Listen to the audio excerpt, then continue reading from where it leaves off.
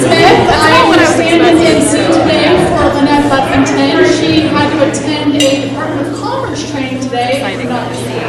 I am the Executive Director of the Grace Harbor College Foundation, and it's really strange. This is the first event that I've been in front of a large crowd in 3 years. So when Lynette said, hey, would you like to MC the event? I was like, man, that muscle's pretty weak.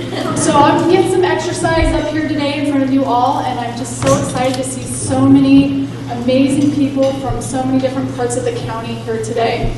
So we are here today for the Mayors Luncheon. We've got mayors from all across the county joining us today.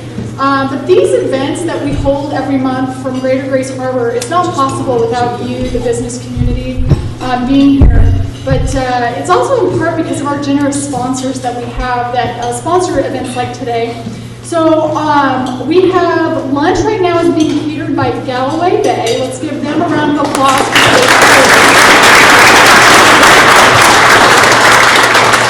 Galloway Bay, their lunch is being sponsored by Channel Point Village. And so there's some information on your tables from Channel Point. Is Brandon Mullins here in the audience? Anyone? Brandon? I don't see Brandon. Wanted to give him our gratitude. But if you're not familiar with Channel Point, they are located in Hoquiam. They do independent and assisted living, and now they are doing memory care. So there's some information on your tables there to get to know Channel Point a little bit better. I also want to make a note that we have North Beach Community TV in the back of the room joining us today. This is a recorded event. It is not live, so have no fears. But they will be posting the recording of this event to their YouTube channel on Thursday. So if you want to go back and revisit any of the comments or questions that we posed today, that will be a great way to do it. I'd also like to recognize any public officials, other than the mayors at this time, but any public officials in the audience, would you please stand and be recognized?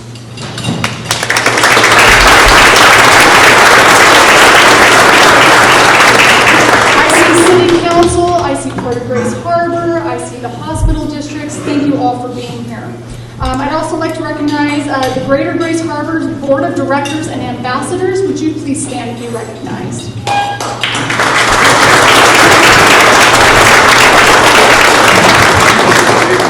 And then, of course, these events, they all come together with amazing staff at GGHI. We have Candy Gleason over there. She's the CFO. Well, marketing coordinator, and Loretta Thomas, program manager for business development. And then the wonderful Stephanie Conway, director of member services. And because I have the microphone, I would also like to make another special introduction. Grace Harbor College recently went through a very intensive presidential search for our next college president. And I would like to introduce to you our incoming president, Dr. Carly Schiffner.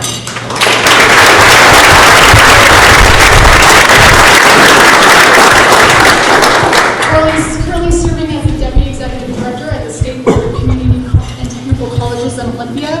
And I wanted to share with all of you, I am super pumped for Carly to be joining us in this community and the work that she's going to be doing at GHC. So she's going to be hanging around for a little bit afterwards. If you want to stop and chat, introduce yourself, Carly will be available. All right.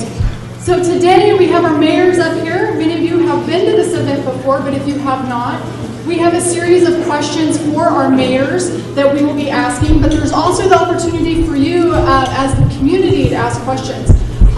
There are a couple ways that you can ask your questions. There are cards in the middle of the table that you can write your question on if you choose to want to be anonymous or not stand in front of people and ask your questions. Or if you would like to ask your question, raise your hand. And Stephanie, you can see her over there in the coral blouse, she will come around and take questions. She will also collect your cards and bring them up here to me so that I can look at them. If we have similar questions, I may not ask your specific question, and I will group them together. Okay. So, with that, we are going to get started with the introductions of the mayors. So, if you can pass the microphone down to Pete. To the mayors, we are going to start with just an introduction of who you are, what municipality you're with, and your top 3 priorities for 2023. So this is going to be a quick down the line introduction. I know, right? If I got to pull the mic, I'll pull the mic. Okay, Pete, we'll turn it over to you. Good happy noon, everyone. Welcome. I'm Pete Schave, Mayor of Aberdeen. 3 priorities. Wow. I have a list as long as there are. So to pick 3, I'd have to say the levee project is the obvious first priority. The East Aberdeen rail separation project. I think in our future we're going to see a lot more rail cars there, so that program is going to becomes more top level importance all the time. Thanks to our report, it's doing a great job of bringing industry into our area. Number 3 priority for me, I'm kind of rattling this number 3 around in my head, see if there's something more specific, but I'd have to say it's probably our homeless issue. To get something satisfactory done with that.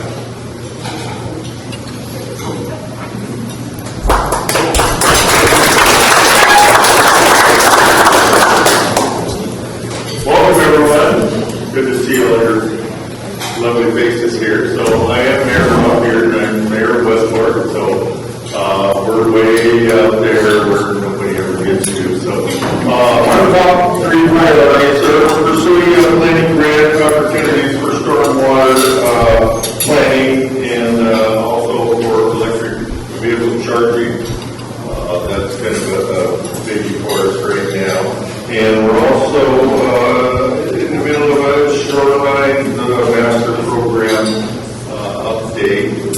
And one of our priorities is affordable housing. We are short on housing, we're short on workforce housing, and we're trying to figure out how we can get more affordable housing. There's a big issue with that in Westport. The businesses can't get enough people to work because there's no place for them to live out there, and they don't want to commute 20 to 40 miles or 50 miles a day. So affordable housing is probably one of our top priorities at this time. Thanks.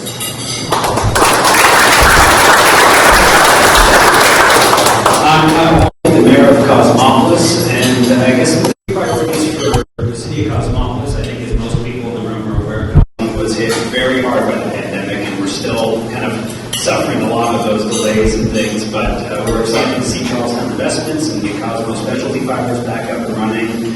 That'll help everything in the city, so just catching up on the last 4 years of budget constraints is the biggest priority, working with a lot of our new businesses that are coming in and planning to come in, and just catching up on some of the projects in the city that again have been put on hold, and just working to expand our operations and do what we can with what we have.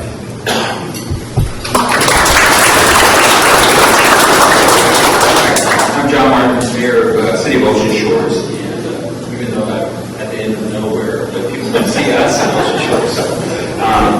Top priorities, actually I got 4, so I'm going to cheat a little bit. And one is getting the gender repair going, and that's something the sport's working with us, and that also will help us with our erosion issue. Abatement would be number 2, and what we really want to do is go after those houses that people should be living in, cleaning those things up, change their codes to be more aggressive on that. We have just signed, council giving me permission to move forward on working with Troon to take over our golf course, so that is going to be a huge economic development piece of it. And then the big thing that is my pet project that I'm working on is working on connecting those who are not connected, and that is the people that have lost a spouse or whatever, they become homebound, and how do we reach out and how do we make them to be able to stay in their home and make Ocean Shores a livable city.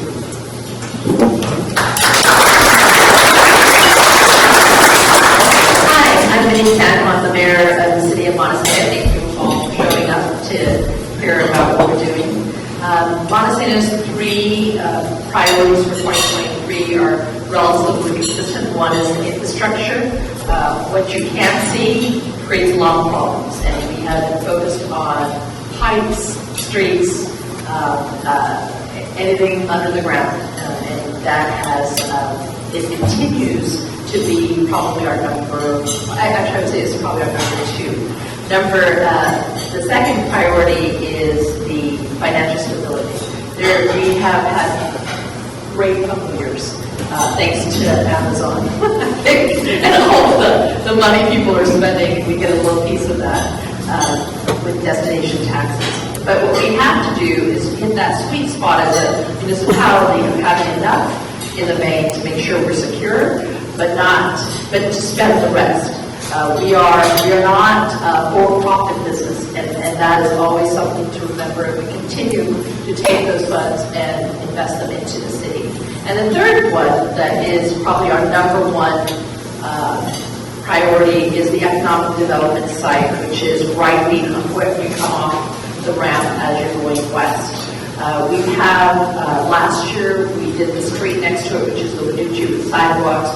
This year, because of a .09 grant, our own funds, as well as a lovely grant from Grace Harbor Foundation, we're going to put we call it the Forester's Path, with some exercise stations and things. The site will hopefully have a daycare, as well as an EV station, and ideally long-term a dog park to go with it as well. So those are our priorities for this year.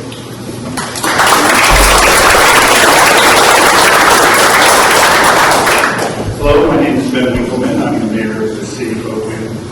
Spent 12 years on the council and in my fourth year now in my first term as mayor. Hoquiam's top priorities for 2023: continued progress first on the Aberdeen Hoquiam Flood Protection Project. The goal is to complete all of the design and permitting so that the levee segments are shovel-ready for construction in 2025. So some people have been asking, when will we see something actually happening? 2025 should be very busy, but otherwise stopping at the Dry Creek pump station. Over $100 million in federal funding has been secured to date for those projects, and the cities are literally on the verge of securing another $35.5 million from the state of Washington. Just kind of waiting for the governor's signature before we celebrate that win in progress. Completion of the Safe Routes to School project. This is a project on Emerson Avenue that adds a new sidewalk and a bike lane from State Route 101 all the way from basically the intersection at the Humdinger, for those of you who are familiar with the location, down to Emerson Elementary. This project is funded by grants from the Washington State Department of Transportation and the Transportation Improvement Program. Totals about $1.5 million. It's a big project. We're looking forward to completing this year. Also, completion of the Olympic Stadium Phase 3 project, which makes actual field improvements at Olympic Stadium and repairs the existing restrooms. That's totaling about $400,000. And is related to, I would say, our biggest accomplishment for 2022, which was completion of Olympic Stadium Phase 2. That was new siding, gutters, staining, and a new ADA accessible restroom. That project total was $1.7 million and was paid for with a $900,000 Commerce grant and ARPA funds. Another one that kind of hits home, I think, for everybody up here and all of us in the community that I want to emphasize as a top priority in 2023 is related to our suicide rates in our community are just way too high. And recently I've been meeting with the developer of Hope Squad. For many of you who don't know what that is, it's a peer-to-peer program that addresses mostly in high schools drug and alcohol abuse, but also mental health awareness. There's a survey that goes to students who write down the names of students that they would most likely go to in order to address a serious topic. And those names that are repeated are invited, those students are invited to join the Hope Squad, where they receive training to help communicate with their peers when they're having issues, whether they're related to isolation, depression, suicide. So it's not something that's real exciting to talk about, but I think it's important that we talk about it.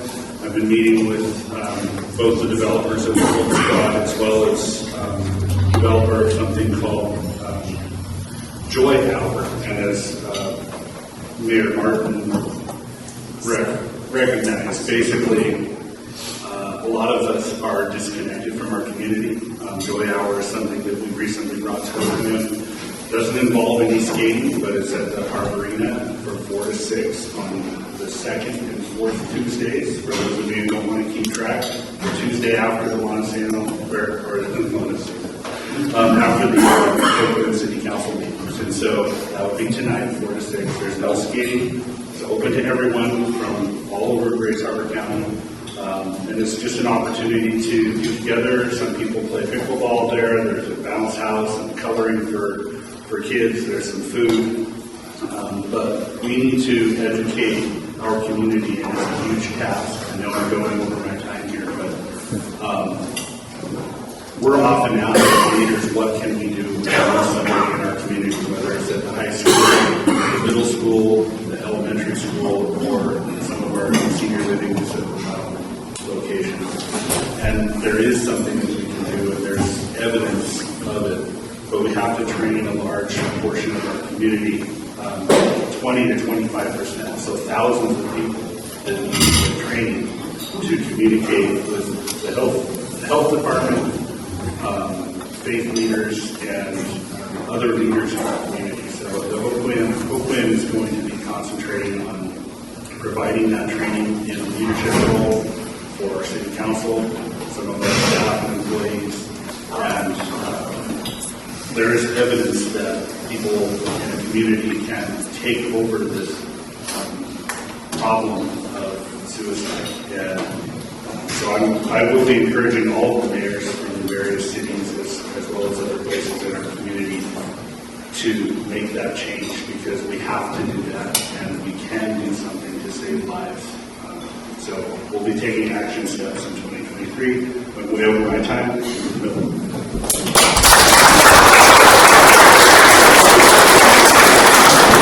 I'll save you time. I'm Chris Miller. I'm the mayor for the city of McCleary. So our first is we're continuing our planning that we started last year, specifically our comprehensive land use plan. We're hoping to finish up later this year, and also our aquifer study that we've been working on that we're hoping to finish by May. The information that we've gotten so far is great, because we better understand, obviously, new technology. There's a lot more we've learned on how expansive our aquifer really is compared to what we did before, and the different features where, for example, we thought that the aquifer flowed in a straight line, and now we're realizing there's a lot of swirls, which has created a lot of that wetlands in that area that we didn't even realize before. Our second priority is our infrastructure, try to replace a lot of our aging water lines and power lines and things like that. Sidewalks that are troubled in a lot of areas, try to replace those. And we're working on the planning for the grant that we secured in a few years to finish up our 3rd Street project that goes from where we did the revision at the top of the school going down one way. We're going to finish the rest of the road going all the way to the intersection. And then our third one is our Parks and Recs plan that we passed last year. We are currently working on our dog park plan. We have 3 different areas we scouted. We have just reconstituted our planning commission and working with them to try to figure out what the best location would be for everybody. And then also working with potential developers, since we're CBD, is continuing hotbed of potential development, even though nothing's moved yet. Trying to work with them and partner with them so they will help us adapt some of those things from our Parks and Rec plan into their development plans. Thank you.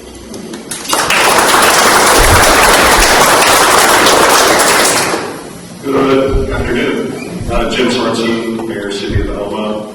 I'm in my 8th year. It will be my last year, as we all know. I'm not running for re-election. So I really want to get a lot done in this next year. At the end of April, we should have our comprehensive capital facilities plan.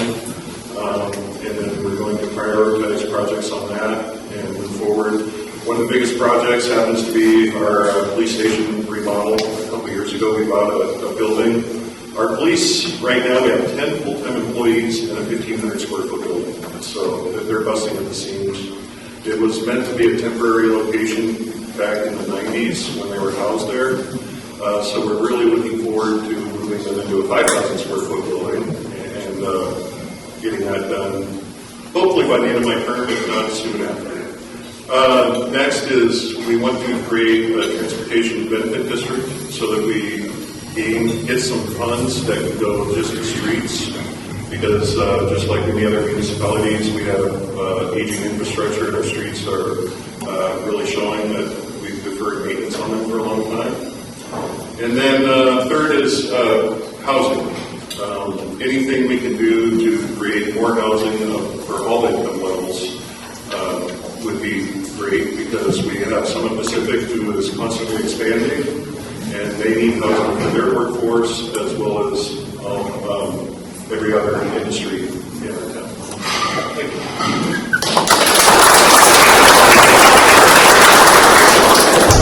All right, so we have a series of questions that I worked with Lynette on to ask the mayors. But again, this is also going to be a great time for you to get your questions written down. You can just throw your card up in the air, and then Stephanie will come and grab them from you. And then also, if you would like to have a question asked, just get her attention, and she will get you keyed up to ask your question. So we're going to start over here with Mayor Pete Schave, because Pete, you talked about one of your priorities for 2023 being homelessness. So our question is, these issues are facing every community. So how is the city of Aberdeen addressing these issues, and how is the business community getting involved in addressing these concerns? Good question, thank you. Last year I put together a homeless response committee, which is a group of council members, business owners, community members, and city staff. I asked them to work together to understand the issues of homelessness in Aberdeen, and then to create solutions that could help our city manage the issue. It's estimated that our city spends approximately $16,000 to $20,000 per month on cleanup, garbage issues, and these sort of things. EMS responses and police responses. This committee's been very busy the last few months. We conducted our first cleanup of one of the camps and plan to conduct more cleanups of other campsites. And we're going to continue to do that. We've conducted our first cleanup now, and we've made some key partnerships to help provide resources to the group. We launched a series of surveys, and the first survey went out to our business community, and the current survey is open to all Aberdeen residents, including the unhoused community. The survey can be found on our city's website. We hosted a community discussion with the business community last week. We plan to host more discussions. Our goal is to use community feedback to build a strategy to address ongoing issues of homelessness. The next community meeting can be found on our website. Also, Commissioner Pine and myself have been looking for the proverbial place to go that the Ninth Circuit Court of Appeals said that we have to have before we can enforce city ordinances on the street, camping on the street. And so we've looked at a lot of sites. We've been all over the place here around the city limits and, close. We think we've found a place now. Hopefully this goes through. It's too preliminary to say anything about it. But hopefully this will go through and we'll have a place to go. And then we can start cleaning up our downtown streets. Thank you. Thank you, Pete. Let's see the other mayors on the panel. How is homelessness affecting your city? How are you getting the business community involved? Is there anybody else on the panel that would like to address that question? Okay, I've got Ben down at the end there.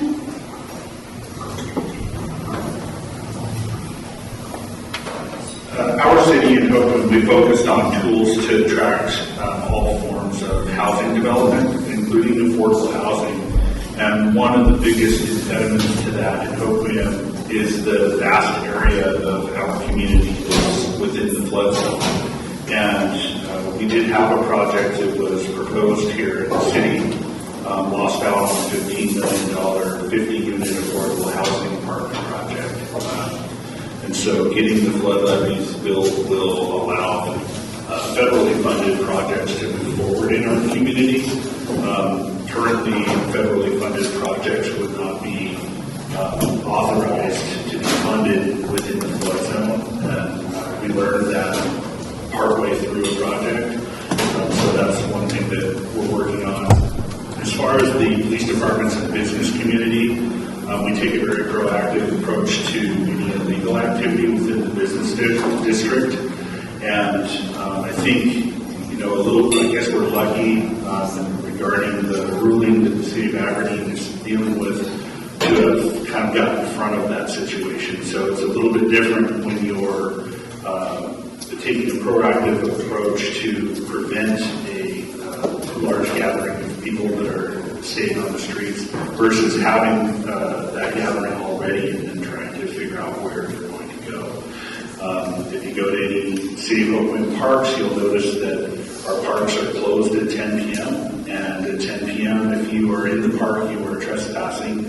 And so, while some of that may seem a little bit harsh, we're trying to take a proactive approach to avoid having some situations like that. So we've heard from the City of Aberdeen and Hoquiam, kind of central to Grace Harbor County, right? So let's kind of go on to how you want to tee it up, and then we're going to pass it to Rob and kind of go out to the outskirts of the county on homelessness. I just wanted to address a couple things. I think that obviously Aberdeen seems to be at the forefront of the homelessness and the unhoused kind of discussion, but they are the largest, the central, the most social services, the most resources, everything. I think that every city within the county suffers probably kind of proportionate based on population. I know in Cosmopolis we have the same issues that other cities do, but with a smaller footprint. I do think that over the last couple of years we've seen some major gains. I just wanted to highlight the Chronic Nation Wellness Center. I think has opened up a lot of opportunities, and I cannot speak highly enough about Lena as behavioral health navigator. I mean, that role is imperative, I think, in the future, and hopefully we can keep her and expand that role going forward. Addressing the needs, but there's so much more than just building housing and making places is going to be the struggle going for a while, especially with construction costs the way that they are.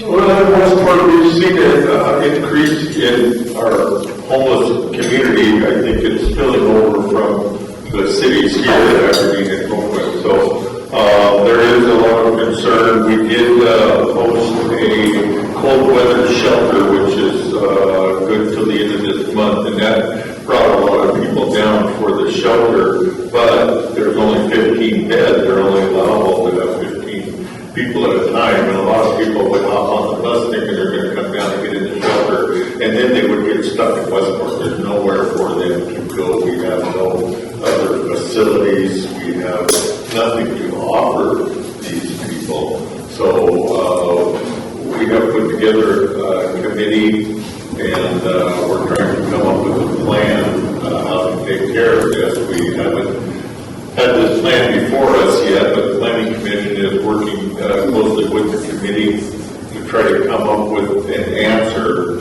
for homeless. What can be done? I know the local people that live there aren't too thrilled about seeing the homeless in town. So I don't know. I mean, we're trying to find an answer. One of those answers would be maybe some affordable housing or something of that effect. We have talked with CCAP about some properties that are available if they want to pursue that for the purpose of people without a home. So, I don't know, it's a tough situation. I mean, you feel for them, but we have really nothing in Westport to offer them. We have nowhere for them to go. We have no services. We don't have anything. We don't have, there's not anything there, no mental health there. So, I don't know. If anybody has an answer, let us know. We're looking for it. Thanks. So Rob, I think this is going to be a great segue into this next question, which I'm going to ask Vini to take the lead on, and Vini, if there's anything else that you want to expand on with homelessness.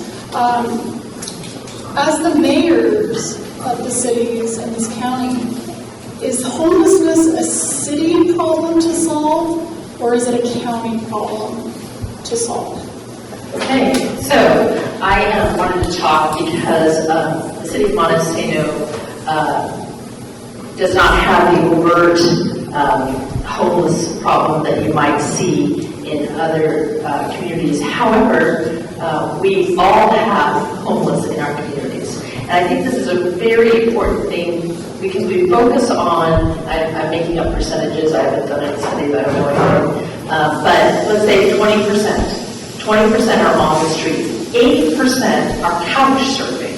They are moving from house to house and not having a residence of any nature. They are in cars, and they are children, a lot of children.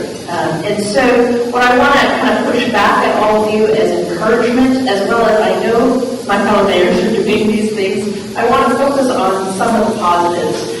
And when you ask that question, I think this is what cities can do. Number one, most important thing in the city of Montesano, I write a newsletter every month, and it is Build Montesano, Build a Community. Community fabric is Teflon against hopelessness. I guess that's the best way to start.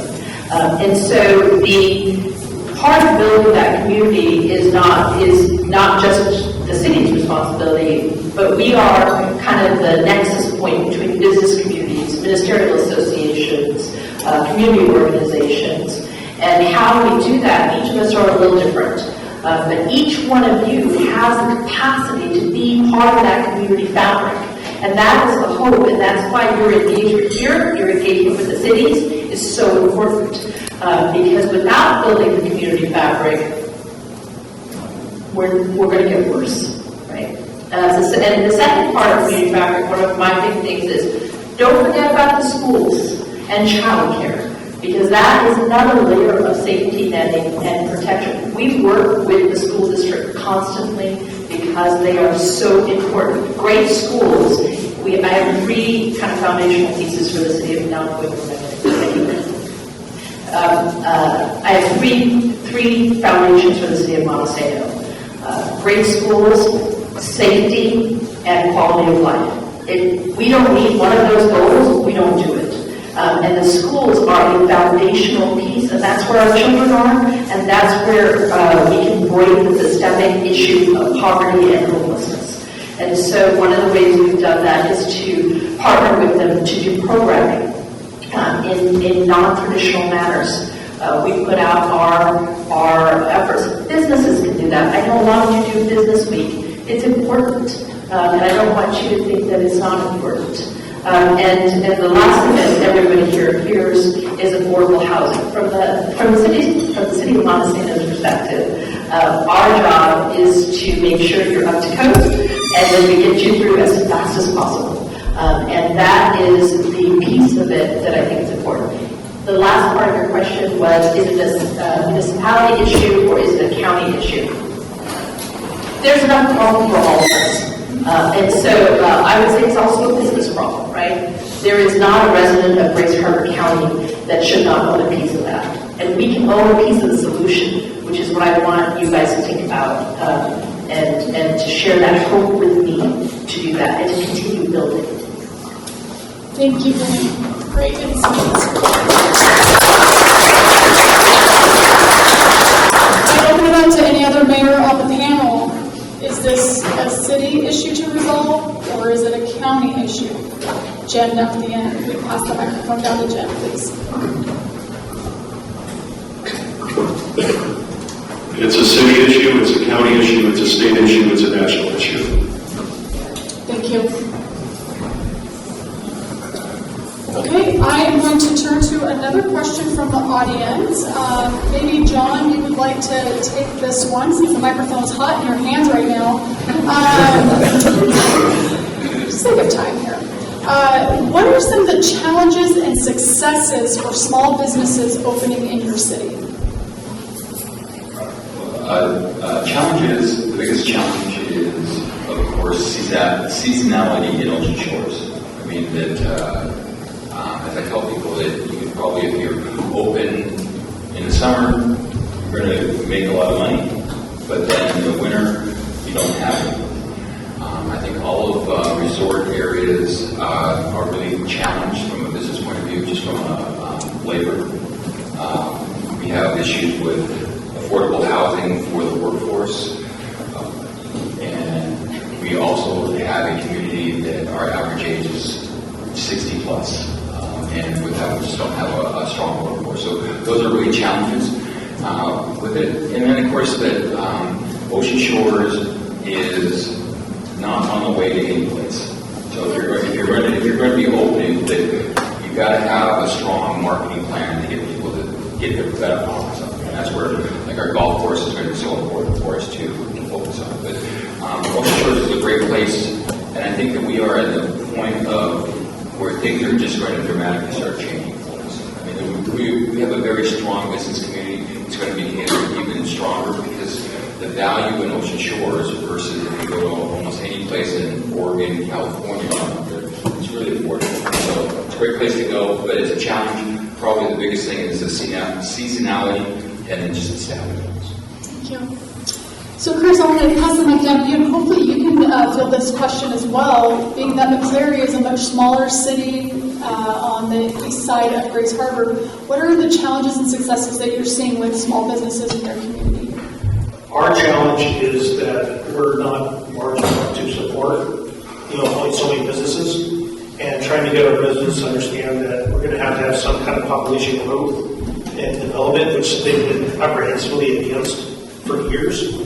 But in order to sustain, we'll have like a shop that opened. Matter of fact, we just had a donor shop that opened recently, and they have another business in Olympia, and they also do painting business. So I think they have a stand a chance. But there was a period of time where we were cycling through like this pizza shop. I think it went through like 4 different owners before it finally succumbed. It's just this constant revolving door because we want the business, but we can't sustain it because there's not enough people to support those businesses. Or you have the effect of, well, it's cheaper if I go to Olympia, say go to Papa John's or something, Papa Murphy's or whatever, than try to get it in town and try to find that right balance. Is how do we support it? Well, we need some kind of growth and development within our city in order to sustain it. Thank you. Any other mayor? I'll just offer that a conversation with small business owners in particular, one that we are having in Hoquiam, because we are on the way to everywhere else,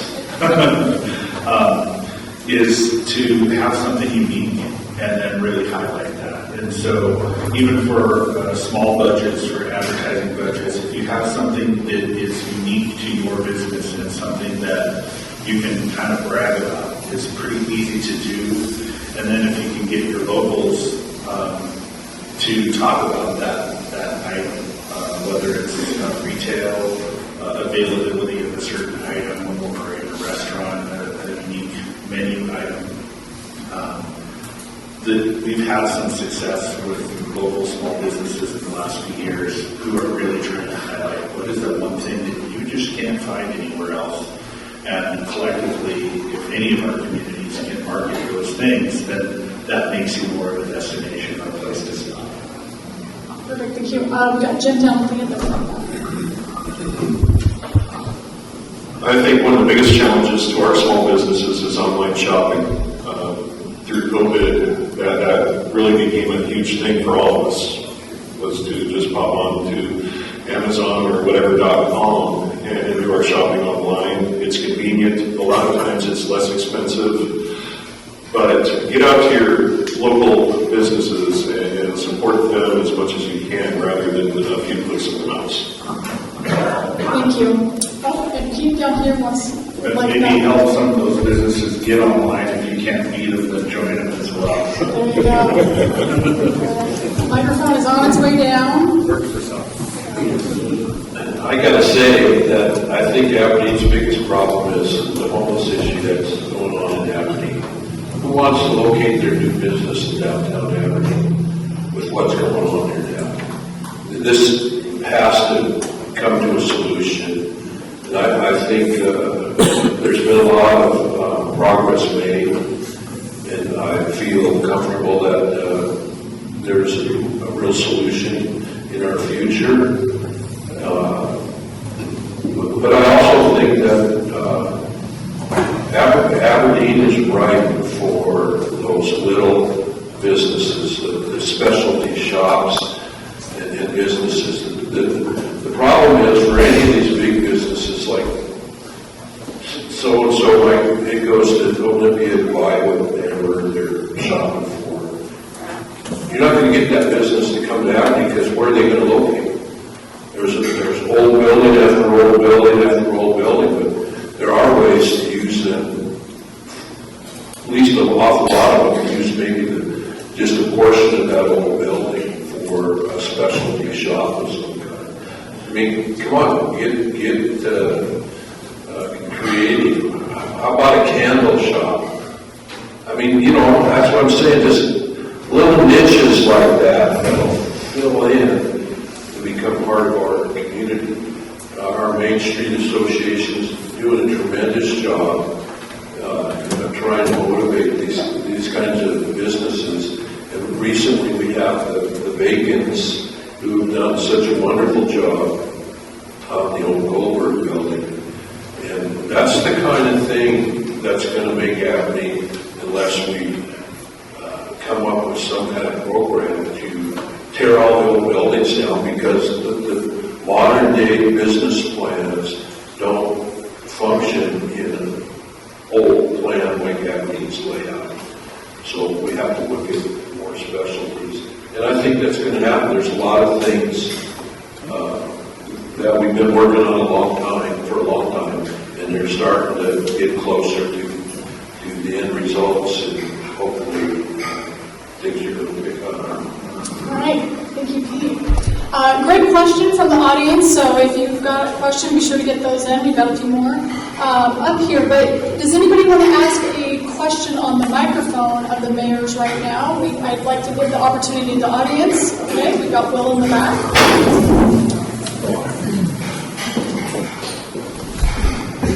Thank you. I'll make it quick. So we worked all year long to get mitigation of the copper feeding and recycling, especially in Aberdeen. Everyone in this room and all of you guys are affected by copper thieves. And so we even charmed our legislators, wrote the amendment for them, no support. So all of you cities, it would really be beneficial if you could get ahead of that. All we're trying to do is take the cash element out of the recycling of copper, because it's being stolen from your house. Ask the PUD, ask WashDOT, probably the port, but ask businesses in Aberdeen. Ask Brooke over there what they lost. And so we recently lost a movie theater, and that family's just sucking it up over there, South Aberdeen, because of the copper loss. So citizens, you call your legislators. We've got a lot of work in this situation, and it does affect all of us. So please, let's work together. If you want more details, I'll give you all of them. Just hit me up. Thank you, Will. So your question is, how are we going to mitigate copper? Right. So on the panel, who would like to address this question? So Ben told me to address this question.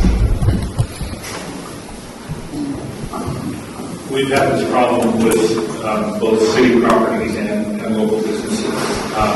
Unfortunately, I guess I had not heard of the effort that Will's group and others are putting out there, but we We opened up some corners. It seems like most of the copper that's being stolen is behind bushes and near buildings, related to heating and cooling systems, oftentimes. And so some of that's just been communication with our police department and getting recommendations on lighting in those areas, especially during the winter months. But we don't have a comprehensive plan by any means, but I'd be interested in hearing what you guys are working on. Well, yes, it's a huge problem, and I think that cash should be taken out of the system for recyclers. And not just copper, but catalytic converters too. And that's getting, almost anyone in here is susceptible to that kind of theft. And if there's any way I can support it, I will. Okay, thank you. Next question, we're going to emergency services to include fire and EMS are of vital importance to our rural communities here. Please share how your city is addressing the challenges related to this topic and what the community can expect. So, Kyle, it just so happens that is in your hand right now, and you have an event tonight regarding the Central Grace Harbor Regional Fire Authority.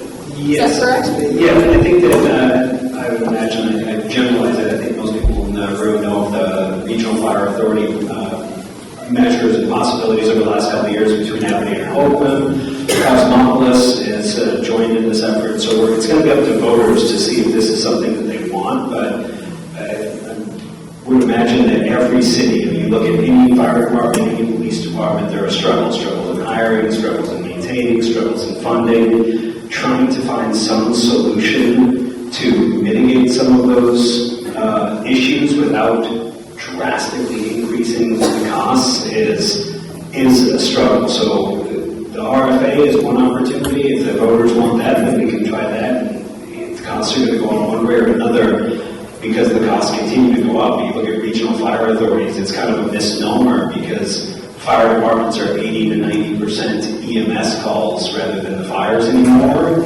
But those are the needs that we have in every city. I mean, in Cosmopolis, ours have been a little more, I guess, in the news and more public as our struggles with staffing, with funding. Those have been going. We've been able to kind of start building back up, but there's a lot of work that needs to be done. City fire departments, especially volunteer departments, it's hard to bring people in. It's not the same that it used to be 50 years ago. My dad was 30 years as a volunteer firefighter. He did it to fight fires, to put out chimney fires, help the neighbors.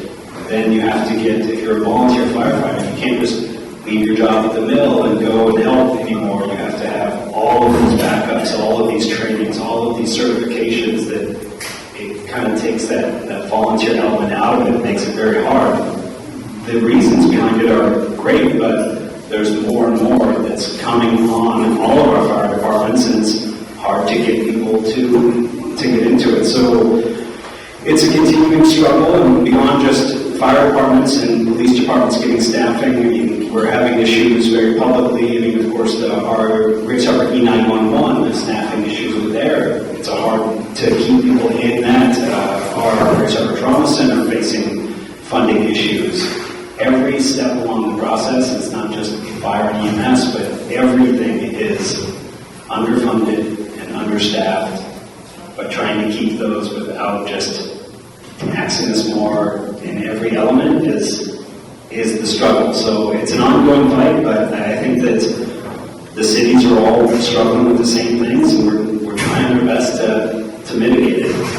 So Kyle, you have an event tonight, Yes. though. Is that open to the public? Yes, absolutely, for the public. So this is not specifically a City of Cosmopolis thing. The Central Grace Harbor Regional Fire Authority has been doing a series of public information meetings. So this is not it's just an opportunity for anybody from anywhere, Aberdeen, Hoquiam, Elma, wherever, can come into Cosmopolis tonight at 6 o'clock on March 28th, 6 o'clock. For those of you watching on the video, that's open just to learn more about what the RFA is, what it could do, and ask questions. It's just a kind of an information session to let people know what the possibilities are. So anybody is welcome to it. Perfect. And that's at the fire department, Yes. correct? Okay, thank you. And I've got Vini up next. So the city of Montesano is so small that actually Grace Harbor County is so small for us to attract law enforcement and fire and paramedics is incredibly hard. 5 years ago, the city of Montesano worked in partnership with our local high school to start a cadet program. In the last 6 months, we've hired 2 of those as our full-time firefighters / paramedic. And we wouldn't have been able to find anyone anywhere else at this point. I'm sharing that success story because I want you all to focus on Grace Harbor College and the new president over there and the paramedic program that Grace Harbor College has been babysitting, trying to nurture beyond pregnancy. And anything you guys can do to encourage Grace Harbor College to do that is something very positive and active you can do. If we can grow our own, they stay. And that's what we need to do. Any other member? Pete, did you want to field that question? Okay, back down here, please. Thank you. This RFA we've gone quite a long time discussing this, obviously. Everybody's aware it's been on the ballot. But this goes back a long time. We've talked about it. I was on the city council for 18 years. This is my 4th year as mayor. And I don't think the city of Aberdeen has never charged what it costs for EMS services. We've always subsidized that cost. And we knew coming into this discussion with the RFA that we had to do something to maintain the level of services that we produce. Aberdeen and Hoquiam were very innovative cities. Long before it was real common to have an emergency room on wheels, is what we have here. There was the old scoop and run, if anybody's familiar with that term. And that's what was here before, years ago. But we were very early in the process of actually having the ambulance service that we have now, and it's spectacular. I mean, I'm over 70 years old, so it's really nice to have emergency on wheels that can come right to my front door. So in order to maintain that, we knew we had to do something.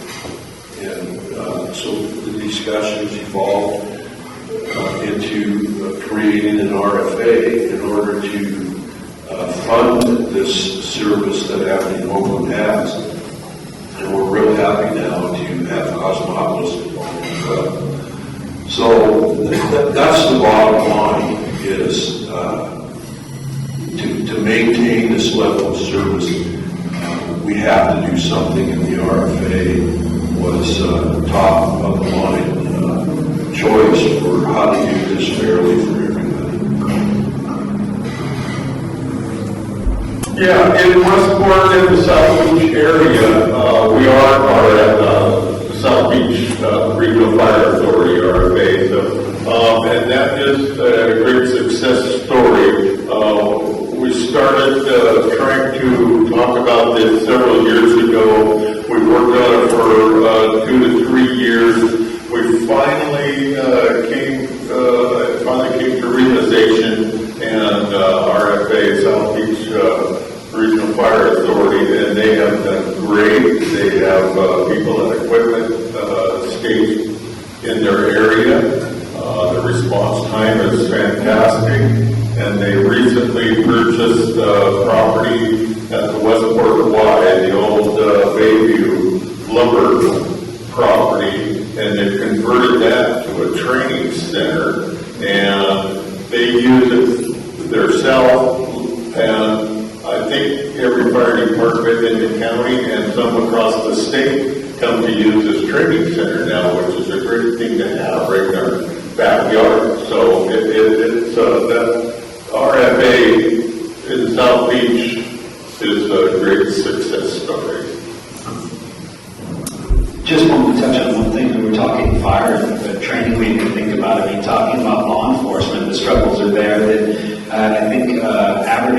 saying that if they hire a new officer right now, they are able to get into the training center in December to start, and then would have to go through the training, through the onboarding, through the ride-alongs, and it's a major struggle. And that's something on the statewide level. I mean, do we need more training centers? Do we need? I don't want to say, well, we just need to lessen the training, because the training is absolutely imperative, but having more resources for local cities and for the entire state in all of these aspects is needed. But jumping back to before, all of these things are needed. All it takes is just millions and millions and millions of dollars that we don't want to pass on to residents as much as possible. But that's all it takes is money to fix all of these issues.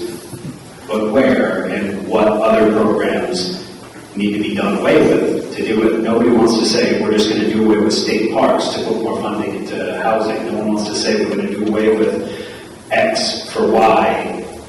But you can only go up little by little. The costs jump up, let's say 10%, and you're able to get 1-2% in, that it's just going to catch up sooner or later. It's difficult in every aspect. And that's a reality that you as the mayors are dealing with, and your councils are dealing with. That's a really great point that you bring to that. I'm going to go to a question from the community, and I'm going to expand on it a little bit. Housing in our community is a challenge. You've seen the prices of real estate really go up, and just the affordability for the renter to access housing is becoming more and more challenging. So, a question to the mayors: are any of you working with the More Right group on a housing project, or are you working with any other agency, maybe from the county, outside of the area, to develop more affordable housing?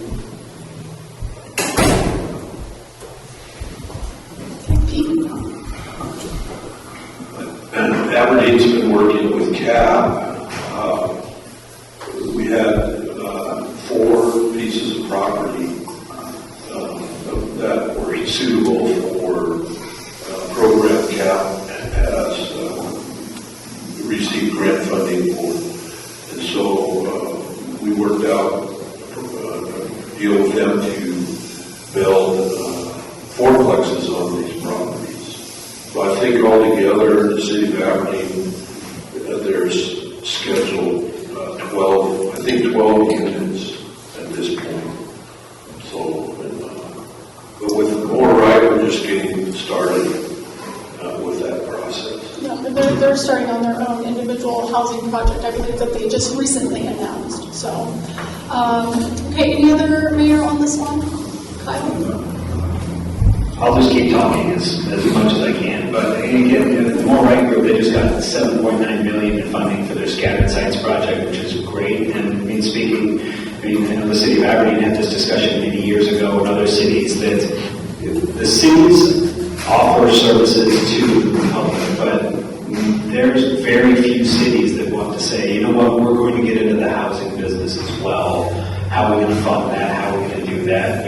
We're lucky to have projects like the More Right Group or CAT or local developers and all these things to do it. But to add a housing element to the city, it adds more administrative costs, it adds more taxes, it adds all these things. And thankfully there's other groups that are doing these, but I don't know of any city that's specifically working for that. I mean, that's statewide. Yeah, and I look out to the room too as business owners, especially if you have a larger business, recruiting key talent into the area becomes very challenging when you do not have the housing.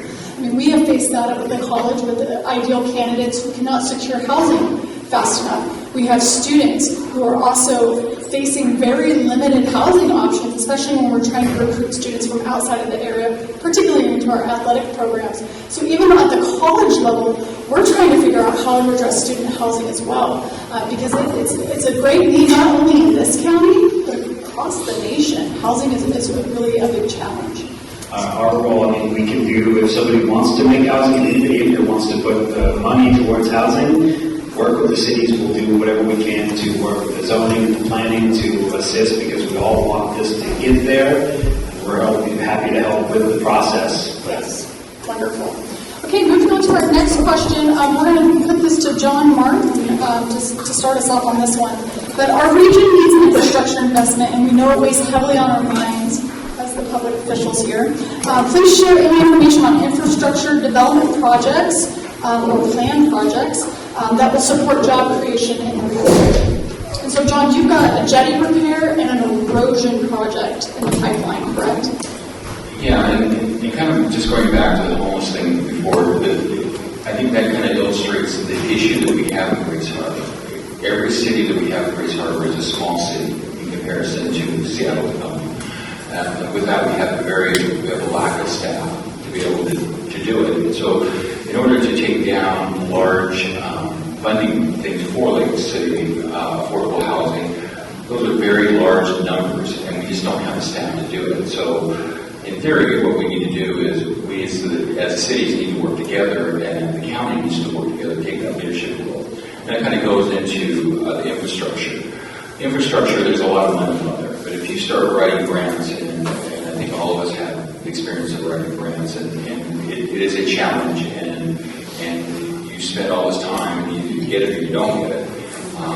One of the problems we run into, again, we're a small city, so we can't take down to the large ones. So, okay, we got something here for $20 million. Oh, that's great, we have $20 million, but I don't have the staff to be able to ever execute on it. So somehow you've got to take it one bite at a time.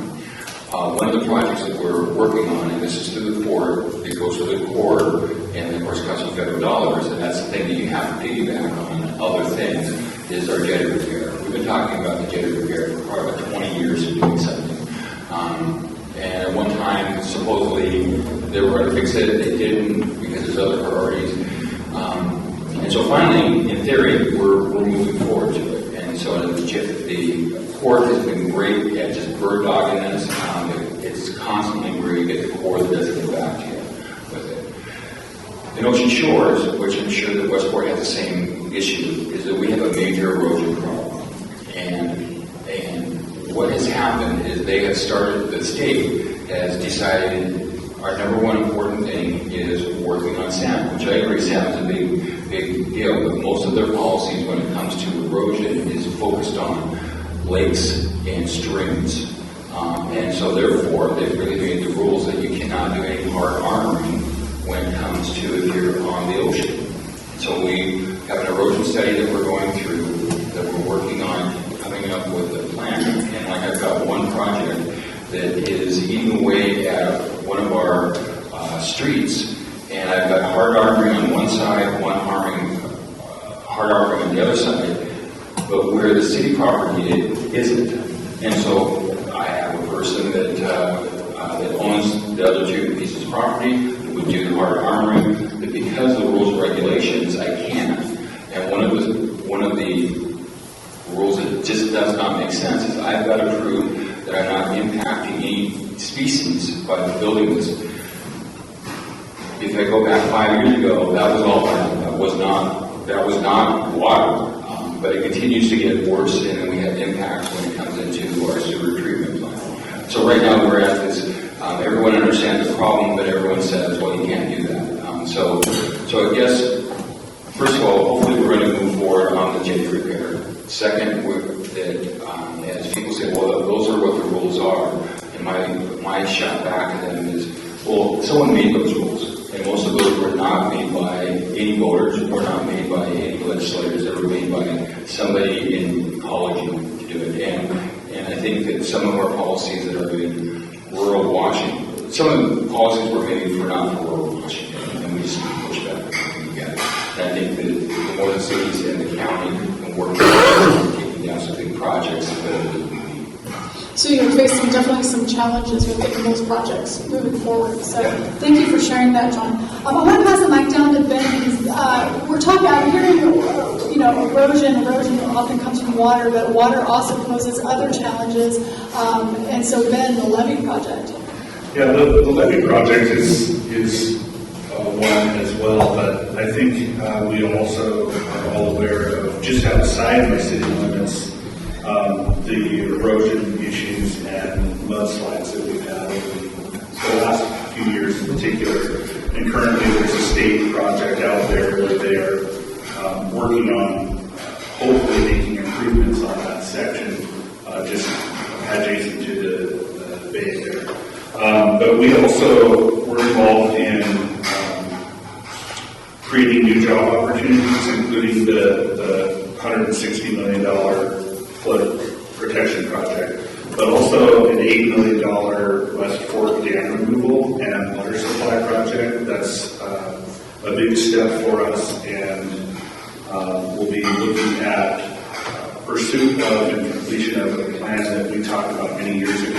So we have a really good watershed, and thankfully for many of the infrastructure investments that are made can be done with assistance of the rotational harvest of timber off of the watershed. But also well water is another option. It's something that the city looked into a number of years ago, and part of the West Fork Dam Removal and Water Supply Project includes the pursuit of adding an additional source of water supply. We've also got $5 million in repairs to the Broadway East Hoquiam Road that serves Hoquiam plywood and the residents that live in that area, and the development of a new $50 million wastewater treatment plant and creation of a new 20-acre development site near Terminal 3. So we're working on trying to add some large utility users back to our utility, because when we put the system in for serving all of the mills with water and wastewater treatment, and those things go away, the residents are left with a huge system, and we still have the same cost, the increasing cost of maintenance for that system. So it's important to us that we identify and obtain some large utility users so that they can help cover the cost of maintaining that project while we pursue the additional water supply in West Fork Dam. So kind of, I think you have to look at it from 3 or 4 different perspectives, and I'm grateful that we have the watershed, because it's really saved us a number of times over the years. When I was on council, we did the 8-mile the transmission line for water into town, and that was mostly funded through loans and borrowing against the watershed. And so we just last night took a couple of good timber harvest projects, and it's very helpful. So we're also working on a community forest project that would be on a rotational harvest with a working forest as well, that pays into the general fund, so it could be addressed a little bit differently there as well, to potentially address some of the infrastructure projects, but also supply some of the other funding that we need for other projects. All right, any other mayor on the panel wanting to address infrastructure? Pete, down here.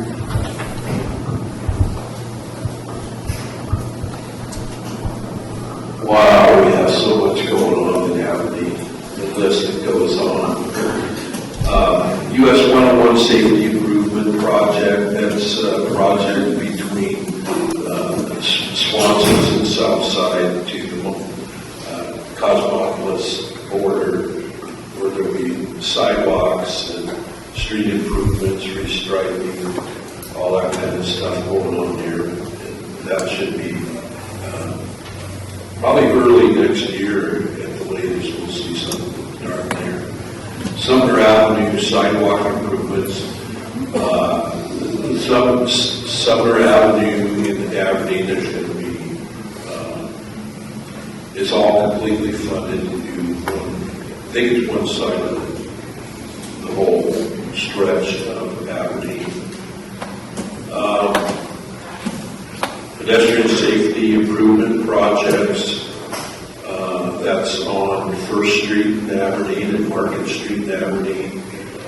I mean, there's just stuff. Aberdeen City Council and city staff have worked like crazy, getting things put together to, just fix things or enhance things in our city, and there's lots of them going on. Let's see, what else am I going to mention? I think the last something, well, for you mayors, the new gun range, Aberdeen gun range, should be started by the end of the summer. We should be constructing that. The reason I mention that is because the big storm that we had some years ago took out our gun range that our police department used, and several other police departments throughout the county, and even outside of the county. And so we have a new site, and we've done most of the legwork. So actual construction should be starting by the end of the summer. And like I said, the nice thing about that is there's other agencies that contract with Aberdeen to use that. And so it's pretty important. Lastly, I just want to mention that everyone's, I think, aware that the city bought the Salvation Army building, or the old Sears building, as I call it, and I'm old, for a future museum site. And I'm really happy to announce that we just recovered $2.1 million of the Gateway Project funds that are going to partly be used in this building, because we're going to repurpose some of it so the Gateway can participate in that. The Gateway Event Center, or not event center, but what's the word I'm trying to say?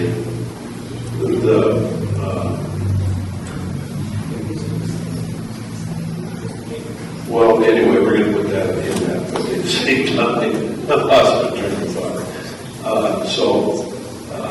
I want to thank our city administrator for that. I'm tasked her with going after some of this money that was not used in the original Gateway plan, and she pursued it and was successful, and we're very happy about that. So hopefully we're going to get going on some projects that are required of that building. We've already identified them, and so that we can start moving the artifacts in there and get rid of the rental warehouse. Great steps to start moving forward. All right, so infrastructure, very necessary for the success of our community, so thanks for those that shared on infrastructure. As we look to wind down, we had a great question from the audience, and they shared that they're a contractor, and I just noticed a lot of improvements in the city of Aberdeen, and that there seems to be a coming together within the community, and that we're seeing a lot of forward progress. So what are the great things, I'm going to change this question just a little bit, but in closing, what are the great things that have happened in the last year within your city that are bringing things together, that are making things happen for our community? So, Rob, you've got the microphone. Do you want to start? Okay, I'll start out. 2022, what were the great successes? Well, I don't know, some of the great successes, some of the older and outdated hotels and motels have been bought up by different people, and they're bringing those back to life. They're modernizing them, and that really helps, because tourism is a big part of our city, and there was never enough places for people to stay. You know, we try to host events and get people, and with our advertising, try to get people to come to town. When they get to town and they don't have a decent place to stay, they turn around and leave. So, but that's good to see there. As far as the city, we've accomplished a lot of projects.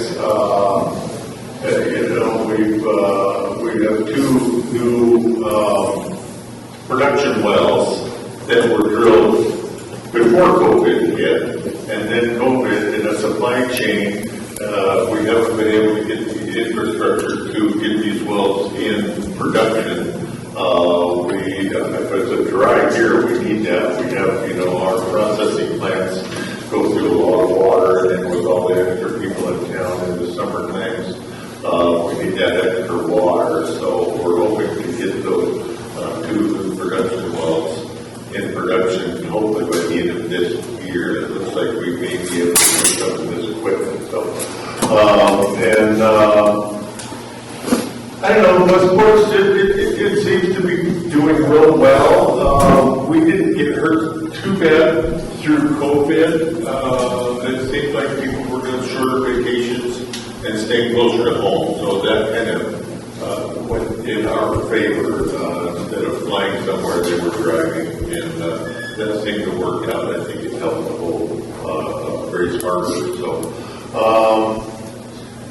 I don't know, what else have we got going on? We've got a lot, we're still waiting to hear from FEMA on our, they just need to sign up and give us the final money so we can start construction on our vertical evacuation structure. So it's just been in the works for over 6 years now. We're patiently waiting for that. What other big things do we have going on?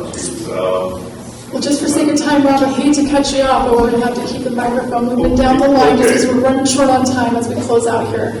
I'll try to be very quick. I rarely am, but one good news, so the city just completed our audit. We haven't got the final exit, but we've got some, looking back at the past year, the past couple of years, good news, a few policy issues we can tighten up on, and we're anticipating a finding related to one specific department based on past issues, but those have all been rectified and improved since the start of 2022, so that's good news looking at the forward audit.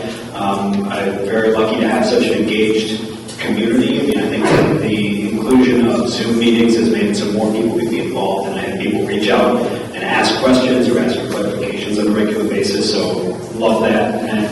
But I think my greatest success is, live directly with the staff, and I have a couple here today, but my city administrator Reigns, finance director Pope, Chief Lehman, if he might have snuck out, Chief Valley, Judge Arnold, and public superintendent. Without their support and kind of working through our uncertain financial times, we would have been close to where we are now.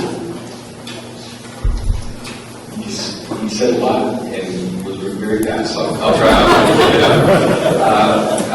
The big accomplishments, I think, is number one is community outreach. We've done a really good job within our city. We do city chats, we do Facebook, we do go to every community and we just talk about what's going on. I think it has really improved on transparency and given the direction of where we're going. So that was a huge accomplishment that I think we did.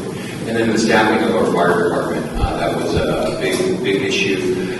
Right when I first became mayor, very contentious with our fire union, and we were able to get a contract done, and we were moving forward on improving the operations of the fire department. So I'm very pleased with that. And then finally, one of the first things that when I became mayor, we had some major flooding, and we really focused on cleaning out the Whitehead ditch. Of course, I found out about the Olympic mud minnow that is an endangered species, but we got that done. And last winter, we had no flooding within the city of Ocean Shore. So I think it's a proactive approach and really a good getting for our city. Stand because I'm short, so the city of Montesano is humming along very well. We've been really fortunate. Income is up, our roads are good, everything's great. Any of you want to talk about opening a business in the city of Montesano, talk to me afterwards. But I was thinking about what to say on this question, and when I asked I should say I have a phenomenal team that makes that happen. But none of you can see this, so I don't know why I'm showing this to you. But I took office in 2016.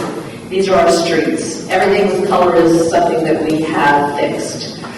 It's freaking wonderful. And so in 2022, we did 6 or 7 of these projects. In 2023, we have another 6 or 7 projects. Most of the streets of Montesano, the arterials are going to be completed by the end of this term. And we have a plan, and that's the secret, and I think all of them are talking about it. We have a plan, a 10-year plan to continue with funding. Let's just say we have a 10-year plan with funding to continue this work. So that is our 7-year overnight success story. I think community gathering places. Part of our culture, our historical culture, is one of the big successes in Hoquiam over the last year is relating to our waterfront development and historical development and revitalization plan. It was put together kind of in the middle of COVID. We were out looking at buildings and structures, kind of doing inventory with masks outside. It was very early in COVID, so we weren't exactly sure what it meant to have COVID. But we've completed that project, and I think completion of projects that preserve our history and kind of the fabric of our community, as Sam was saying earlier, that was our biggest success. So completing the Olympic Stadium Phase 2 was the biggest success. It's something I'm very proud of, and one of the projects when I was running for mayor that I really wanted to highlight and see what we could do with Olympic Stadium. The major restoration work that went into the exterior and the new restrooms, these are going to serve generations, hopefully multiple generations, as that stadium has already served our community. But probably the most proud of the teamwork and accomplishments made by the city of Aberdeen and Hoquiam to bring in over $100 million in federal funding for the Aberdeen Hoquiam Flood Protection Project is just, who would have thought, 10 years ago that we were going to pull off a project quite like that. And there are likely no other cities our size who have brought in as much federal funding.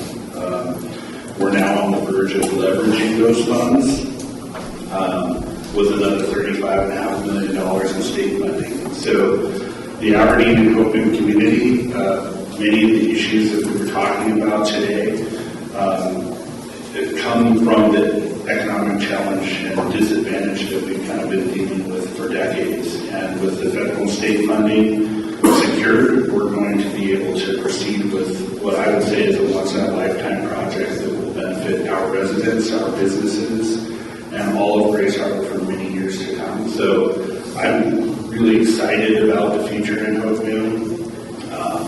And as a resident there, I plan to stay there for as long as I can stay alive. A few of our successes this past year, one of the things we were excited about, we were able to crack seal our entire city last year. Now, granted, our city is only 2 square miles, so it's pretty small, but given the size of our staff and trying to get grants to provide for those services, sometimes it can be really limiting. So the fact that we're able to take an entire month and just work on that and literally hit every single road in our city is pretty phenomenal. Looks like we're going to be able to secure out-of-cycle funding for chip sealing this year in considerable amounts. So we're looking forward to working on the road improvement and maintenance aspect that we neglected for a very long time. Planning was our biggest thing last year as well. Our capital facilities plan, our water plan, some of these things that had finished. Now we know what those projects are. So we've been working on flooding our stormwater, replacing aging water lines, things like that. So that's been tremendous work. And I think one of our biggest successes going forward is we secured 2 different services, 2 different grant writers to help us with not only public grants but also private ones. So for example, the dog park that we were looking for, once we figure out where it goes, we've identified there's 12 different types of grants that we can apply for different pieces to try to help put that thing together. So it's not necessarily on the city per se to put everything together. It's trying to develop relationships and putting these resources together to make it all work together in partnership. I guess my greatest, or Elma's greatest success was we've been able to build up our reserves. When I first took office, we didn't have much at all. So last year we were finally able to feel comfortable to let loose of some of that money. We did a lot of grind off and overlay on our streets, our worst streets. We plan on doing more this year. But success we had that came to fruition 2 years ago had to do with our fire department, and actually Elma Fire Department was annexed by Grace Harbor Fire District 5. And that was about a 3 or 4 year process to go to the voters and get accepted. And that helped us out a lot. I wanted to chime in when you were all discussing, fire departments and annexation is another possibility that may not be as restrictive as an RFA. Something to look at. Thank you. All right. Friends, thank you for joining us today. Please join me in giving the mayors a round of applause.